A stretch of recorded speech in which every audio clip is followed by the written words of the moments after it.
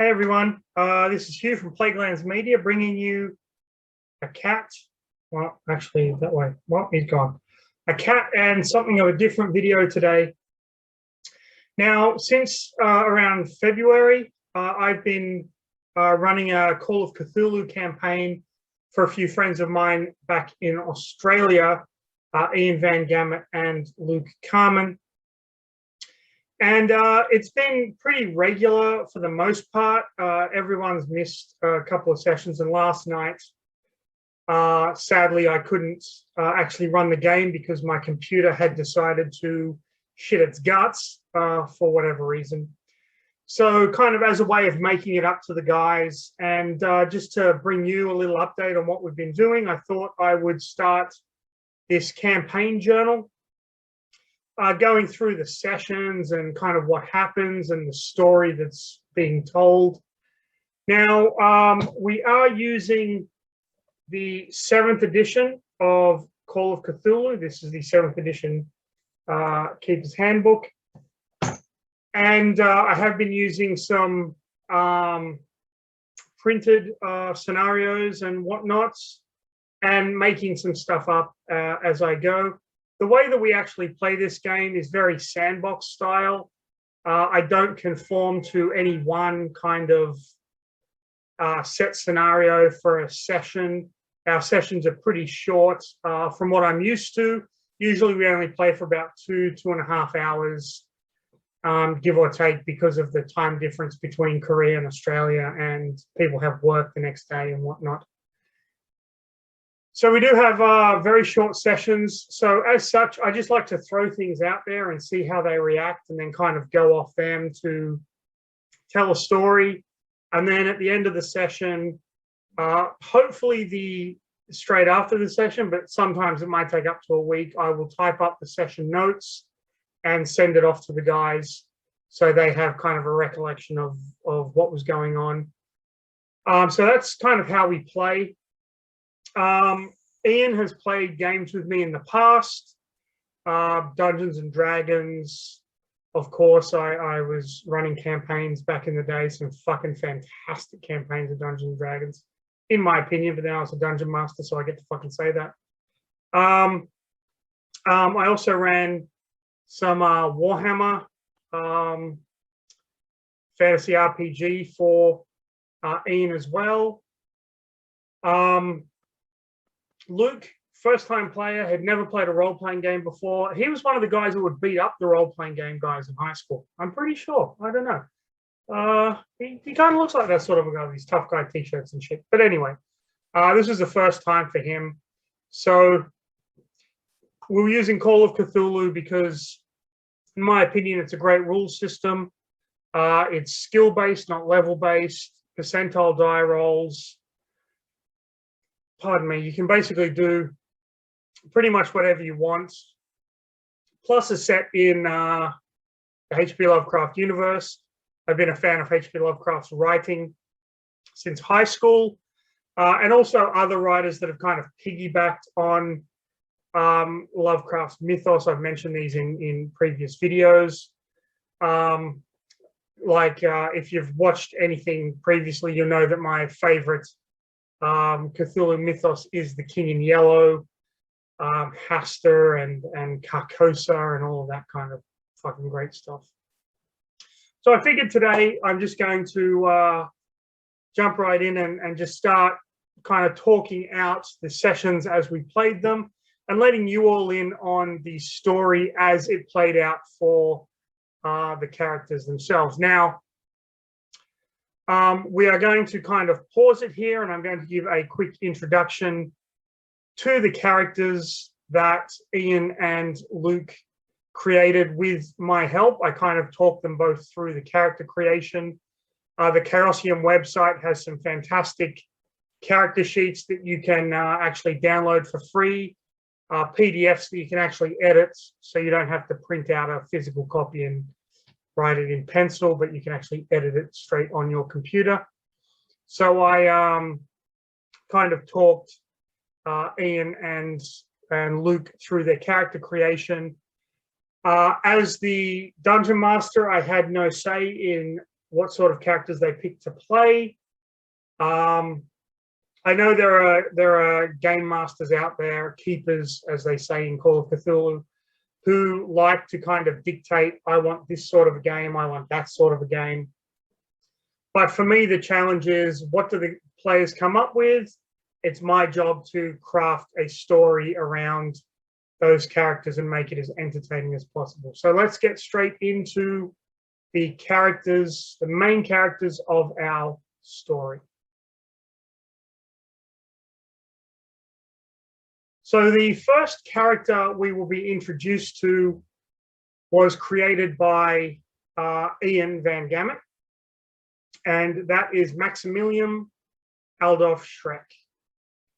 He is a German occultist who has come to America, more specifically to Arkham, to study the occult. He has heard a lot about Miskatonic University, and he has been in Arkham for about 6 months at the point where we pick up. He's kind of well established himself at the library on the university campus and has been rooming in Mars boarding house in the heart of Arkham itself. Just something to note as well, I play very fast and loose with the layout of Arkham. I'm not a stickler for anything like everything is kind of identified. They do, both of my players do have a map of Arkham itself, but I just go for flavor over kind of the little nitty gritty. I know there are keepers out there that are very sticklers for that, but that's just not how we play our game. The second character that you'll be introduced to, who missed the first session and who came along in the second session, is Luke's character, Mort Shackleton. He is a detective from Boston. He has an ex-wife, and he has come to Arkham because his higher-ups kind of have been tasked with finding what happened to the daughter of a kind of wealthy Boston family who has actually passed away in Arkham, and they don't really trust the coroner's kind of report. So Mort has been sent to Arkham to investigate. So those are our two characters that Ian and Luke have been playing for the entirety of this kind of campaign, which is still going on, I might add. So without further ado, we are going to get straight into the first session of the game.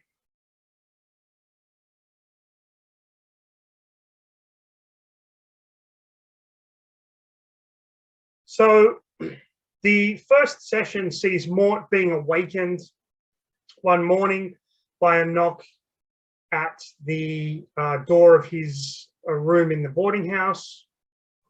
Mort being Mort, his first instinct is to grab a pistol, but it is a police officer who is at the door, an Officer Sorensen, who is investigating the death of a student who was also in the boarding house. Now, before I continue, I'm going to say, spoiler alert, a majority of these sessions comes from an adventure that can be found in Doors to Darkness, an adventure called None More Black. So if you're planning on playing None More Black, turn off this video now because there are massive spoilers in it. So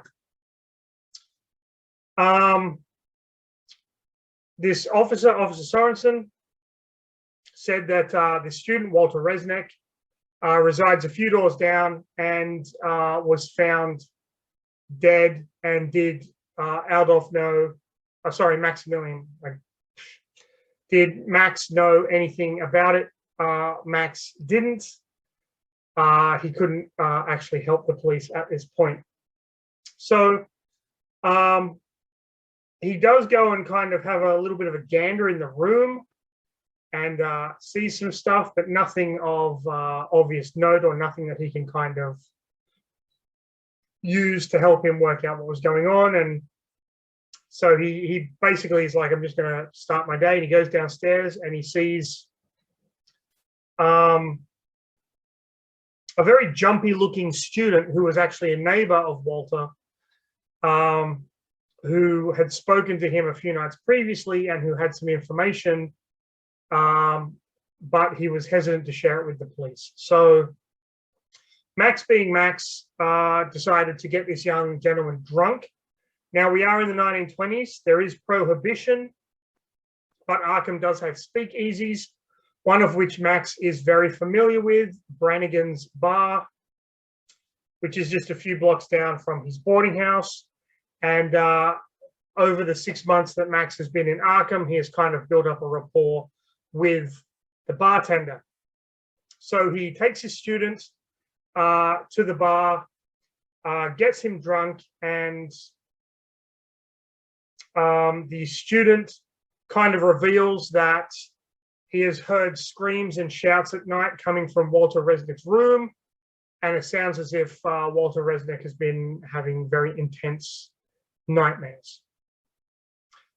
The student is pretty drunk by this point. Max actually held his liquor very well, and the student asks, "Can you take me back to the boarding house? I just got to get some things for class, and I will meet you at the university." So Max drops him off, heads to Miskatonic University, very famous university in the Arkham kind of mythos, the Cthulhu mythos. But this student never shows up. You can imagine Max being a little pissed at this. So he actually goes to talk to a psychology professor.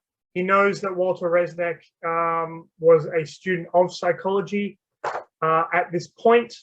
He saw some books in his room, and by talking to this fellow student. So he goes and he sees a Professor Delton Abbott. This is the professor that actually called the police because Walter Resnick hadn't been attending his classes for a few days' time. Professor Abbott lets Max know that Walter had actually come to him to discuss addiction. And he was very worried because it appeared at the time that Walter's tongue was actually black. Very odd detail. And over the course of the discussion, Max is given the name of Walter Resnick's study friend, Eric Reed. Now, Max has pretty much only been on campus to go to the library. So he doesn't really know all the students and everything, but he figures it's the morning. A lot of students will be in the cafeteria. So I'll go to the cafeteria and I'll see if I can find this Eric Reed. Not the smartest idea, I will admit. A German man walking into the cafeteria of an American university in the 1920s demanding to know where one student was, which ultimately led to a confrontation with, shall we just say, a nerd, which resulted in Max bullying this poor kid and this kid urinating his pants in the middle of the cafeteria. To which security arrives and leads Max out of the cafeteria and into the security office. Now, it turns out this security guard is a bit of an amateur sleuth, and this whole thing is a bit of a mystery. So he's like, I'll help you. I will find Eric Reed for you. Give me an hour or so to kind of get the information. So Max heads to the library, where he kind of flirts with Susan Smith and the librarian, but she won't give him access again to the restricted section, something that he's been looking for a while now, but it's just not happening. So he decides to visit the office of Professor Henry Armitage, And he goes to the professor's office and discovers that the professor isn't in town and his office is locked.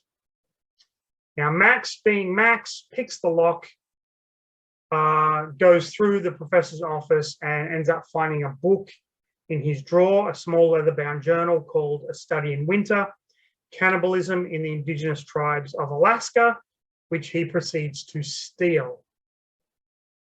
Yes, steal. From Professor Henry Armitage, who many of you know is the main character from the fantastic story, The Dunwich Horror. He goes back to the security guard. The security guard tells him that Eric Reed is in a history class at the moment. And so he goes there and he talks to Eric and the lecturer of the history class. And they both kind of piecing together what's going on, let him know that Eric had started hanging around with some bad elements. A person would be coming to the school selling booze and drugs on campus. A former student who was kicked out of the university, a guy by the name of Paul Rogers. So Max decides that he is going to kind of find these bad elements on campus, heads back to Brannigan's bar and says to the bartender, who he's actually quite friendly with and who is a higher up in the Brannigan gang, so to speak, that he would like some backup. He doesn't know exactly what's going to go down, but he does want to confront him. He just wants someone watching his back. Bartender says, no problem. We'll send someone with you. So he ends up going to the football field, kind of under the bleachers, where, as we all know, in America, that's where the bad elements hang out, under the bleachers. And he sees that he has backup kind of across the street, a gentleman kind of watching him, kind of watching his back. So he goes and he finds there's like 4 guys and a girl, and they're kind of hanging out there. And he decides the best way to confront these kids is just to go in hard and fast. And he ends up beating the shit out of 2 of them. Doesn't even need the backup. These kids are fucking pussies. And basically, he notices that all of these kids kind of have the same symptoms that Walter Resnick had. They're jittery, they're jumpy, and their tongues are black. He manages to get a bit of a confession out of the girl, and she hands over a vial that contains the remnants of some black liquid, just a few drops. And he kind of leaves them be because clearly they are no threat to him. They don't know when Paul Rogers is going to come back on campus, but they say he will show up kind of eventually. He goes back to the bar.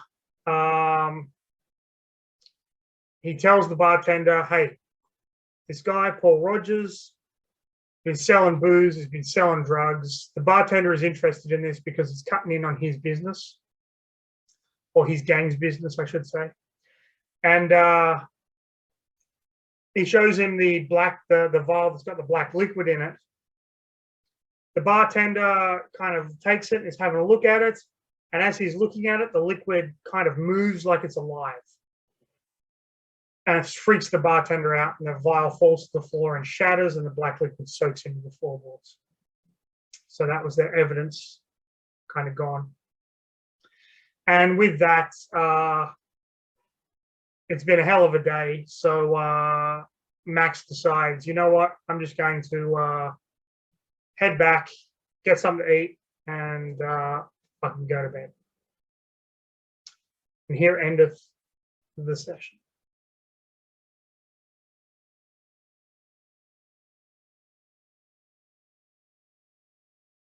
So the second session opened with Mort Shackleton driving to Arkham.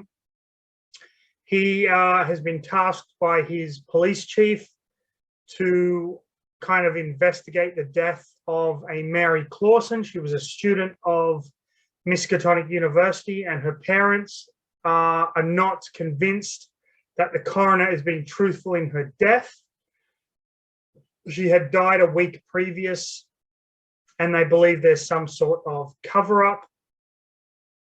Now, Mort, being a Boston detective who is fervently against prohibition, kind of spends his initial trip into Arkham looking for a speakeasy that's open in the morning. And when he can't find one, he resorts to drinking the bourbon out of his glove compartment. Pardon me, in his car. Now, he does see a bunch of police officers milling around an alley, which consequently is the same alley that Brannigan's bar is in. So he kind of stops there and he asks for directions to the police station, which the police officers do give him, and tell them that their chief, Buddy Stanton, can be found there at the moment. While this is going on, Max has decided that he needs to head to the police station and inform Officer Sorensen of what went down yesterday. But as he's leaving Mars boarding house, Officer Sorensen actually stops him and says, listen, the chief of police would like to have a word with you, and I've been ordered to drive you to the station. So Mort and Max get to the station at the same time, Mort in his car and Max being escorted by the police. On the steps of the police station, there is an altercation between the two of them. Words are exchanged, which I cannot repeat, or this video would be flagged. And ultimately, Max is manhandled and thrown into the street, where he does suffer a minor injury. They go inside. The chief of police basically ushers Max into his office and leaves Mort sitting in the lobby. The chief of police knows who Max is. He knows that Max has been a frequent customer of Brannigan's bar, and he questions him about that. A little bit about what went on at the university, but not too much. And then he brings him up to speed with the events of the previous night, in which Brannigan's bar was actually attacked, they believe, by a rival gang. But the bartender, who Max is friends with, is actually in Arkham Asylum, stark raving mad, and his face has claw marks going straight down across. Max informs the police chief of what went on the previous day, very open about everything at this point. And as he's leaving the police station, there is another altercation between him and Mort, which does not sit very well with the chief of police, who feels that Mort, well, he's been a bit of a fucking dick. There we go.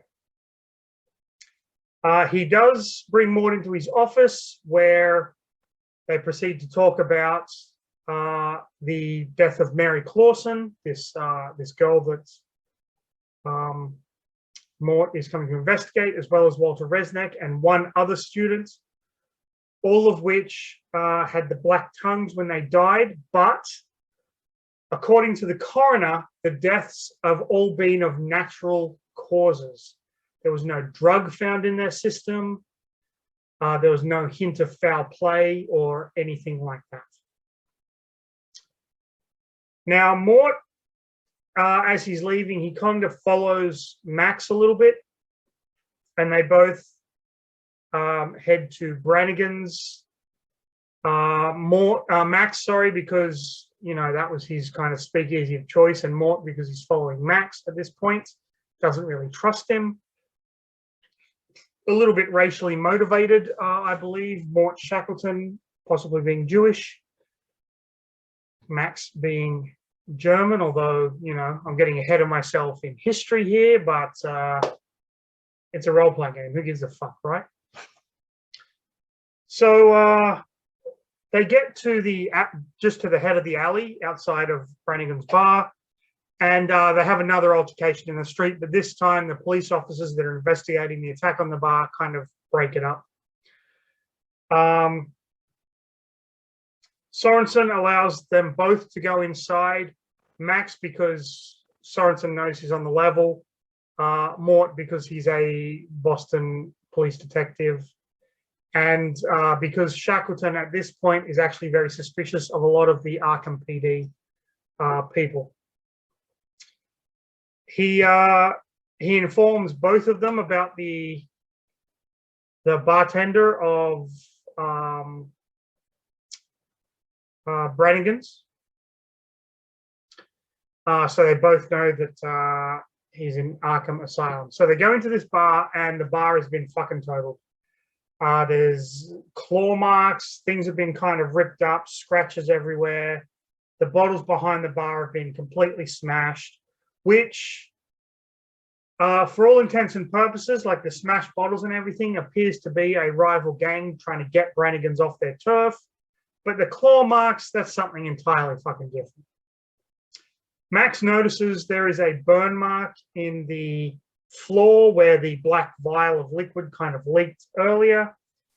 Beyond the bar, there's a kitchen area, but that has been completely untouched. And off from the side of the kitchen is a large metal door with a padlock. Mort kind of distracts the police while Max picks the padlock, which he does quite easily. And there's a set of stairs leading down into a cellar of sorts. So they go and they get a flashlight from the police officers and head down into the cellar. When they're getting the flashlight, it was good to note that the police refused to help Mort because they think he's kind of on their turf, but Max could easily, hey, can I have a flashlight? Yeah, here you go. Which pissed Mort off a little bit. Down the stairs is another locked door. Max doesn't pick that lock. Mort actually managed to pick that one. So Boston PD teaches them lock picking. Sure, why not? They manage to get the door open, and they find basically the cellar with all the booze for the speakeasy. After a quick investigation, they decide, you know what? There's nothing here, but for all the trouble that we've gone through here, both of them decide just to stuff their pockets of their jackets and everything with as much booze that they can find and kind of sneak out past the cops, so to speak. So they've got a little bit of moonshine, a little bit of hooch to make their day a bit more pleasant. And here endeth the session.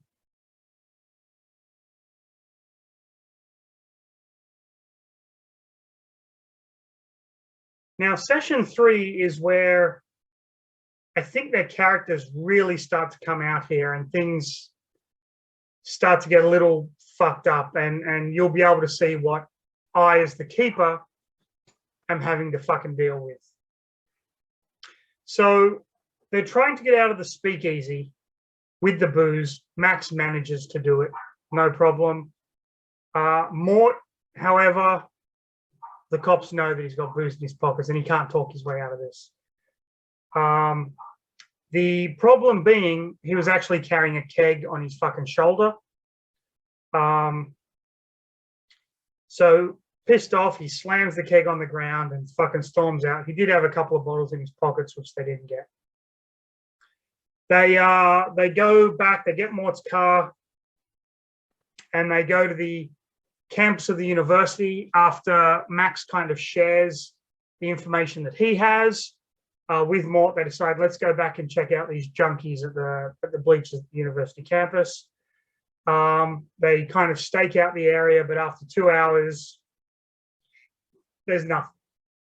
So they decide to head back to the boarding house where Ma, a very friendly old woman, and who becomes quite a valuable contact in Arkham, lets Mort know that while there is an active crime scene still going on, they do have one room available, and he's more than willing to take it if he wants it.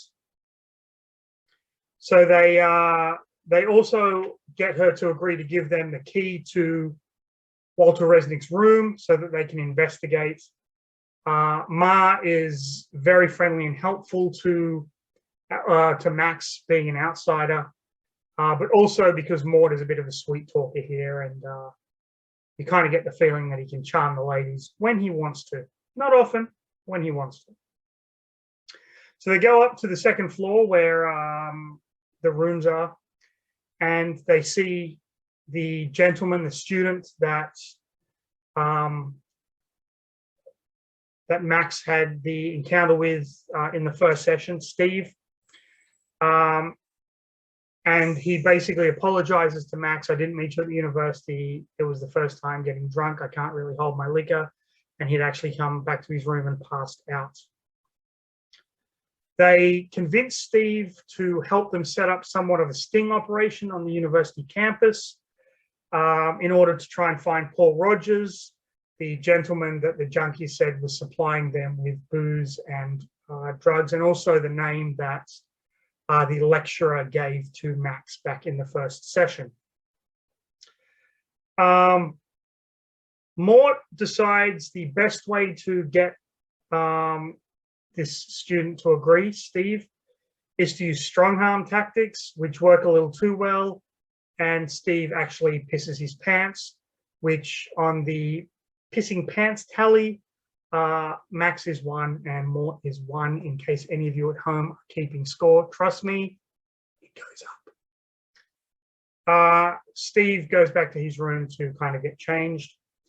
Max and Mort go into Walter's room, and after searching, they find a couple more vials with this black liquid in it, kind of that have rolled under a chest of drawers. And they decide we need to know what this stuff does. Let's try it on the student next door.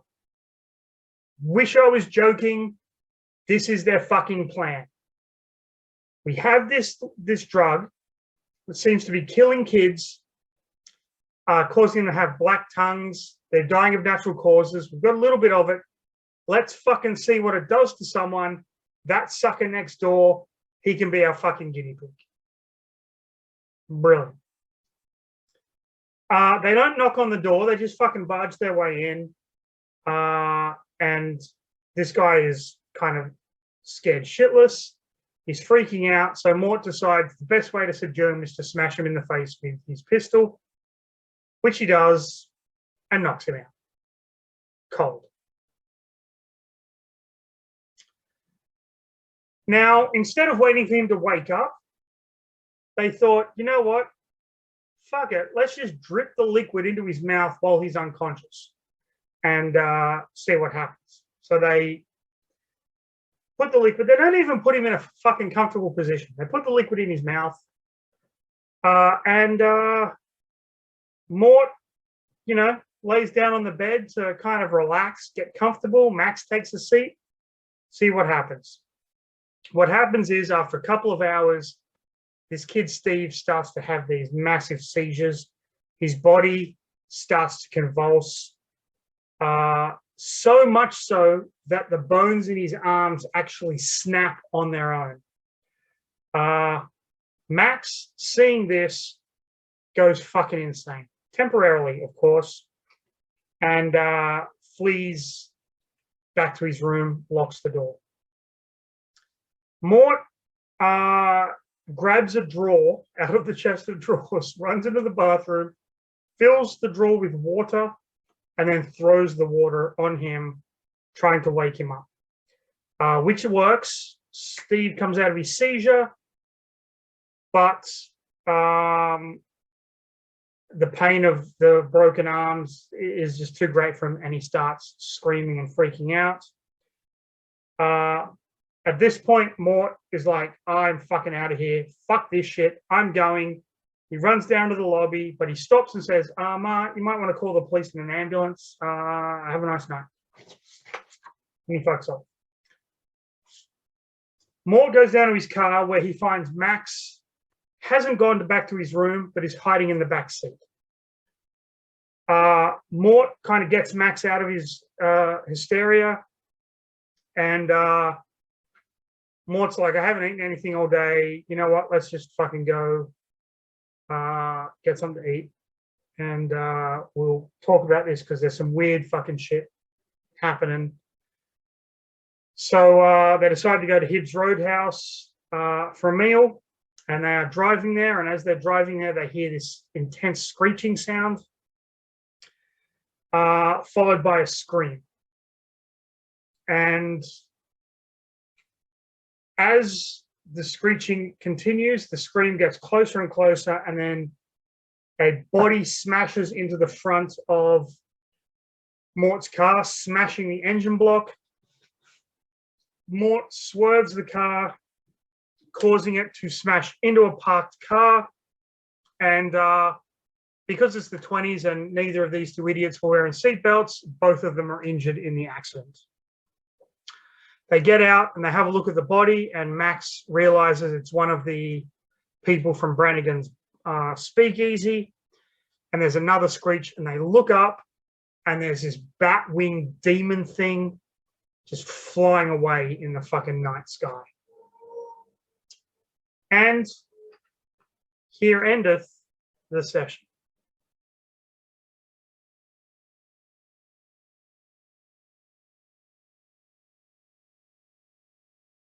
So that was the first 3 sessions of our Call of Cthulhu campaign.